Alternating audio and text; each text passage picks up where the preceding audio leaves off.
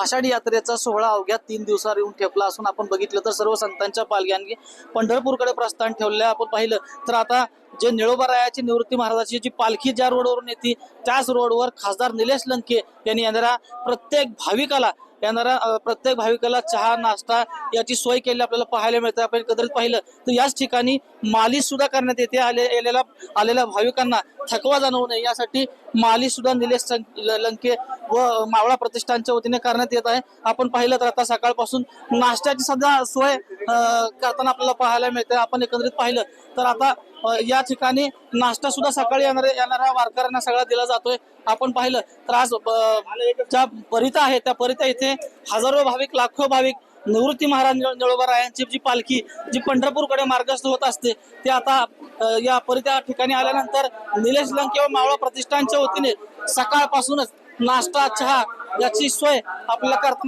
करत असताना आपल्याला पाहायला मिळते. येणाऱ्या प्रत्येक भाविकांना खासदार निलेश लंके स्वतः चहा नाश्ता देताना आपल्याला पाहायला मिळते. गेले 4 वर्ष झाले ही सेवा करताना आपल्याला पाहायला मिळते.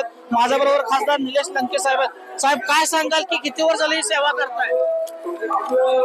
गेले 4 वर्षापासून आम्ही त्या ठिकाणी सेवा राबवत असतो. सगळ्यात महत्वाचं आपलं एक कर्तव्य असतं की आपण येणाऱ्या पंढरीच्या पांडुरंगाच्या भाविक भक्ताची त्या ठिकाणी मनपूर्वक सेवा केली पाहिजे आणि त्या हेतूने आम्ही दरवर्षी अन्न स्टॉल चालवत आहे.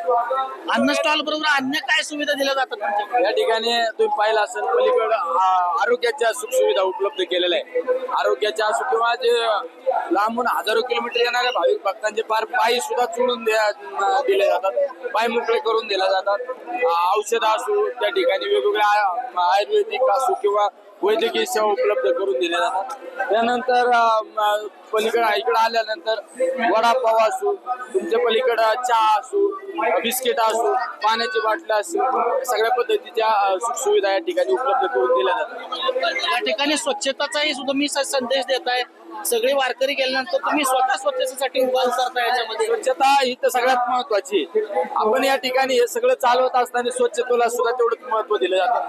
तुम्ही जर आता किचन मध्ये जर आले आमच्या त्या ठिकाणी तिथे सुद्धा अतिशय स्वच्छता असते. म्हणजे तुम्ही पाहिलं असेल इतकी गर्दी आहे, म्हणजे हजारो भाविक या रस्त्यावरून आज सकाळपासून गेलेले, सकाळी 4 वाजल्यापासून, पण पुढे कागद सुद्धा तुम्हाला दिसणार नाही. कारण स्वच्छता सुद्धा तेवढीच महत्वाची असते आणि ते स्वतः आम्ही स्वयंपूर्तीने करत असतो. हे सगळे या ठिकाणी कुणी आज केटरिंग वाले नाही, कुणी आज विकतची टीम ठेवलेली नाही. आम्ही स्वतः होऊन सगळेजण काम करत असतो. लाखो वारीमध्ये भाविक दाखल झाले आहेत. दर्शनाची रांग मोठी आहे. VIP दर्शन बंद आहे. तुम्ही दर्शनाला जाणार आहात का?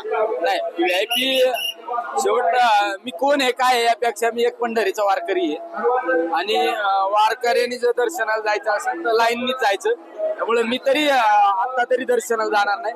पण सगळ्यात महत्वाचं या रस्त्याने जाणाऱ्या प्रत्येकाच्या वारकऱ्यात मी पंढरीचा पांडुरंग पाहतो, प्रत्येकाच्या या माता माऊलीमध्ये रुक्मिणी पाहतो.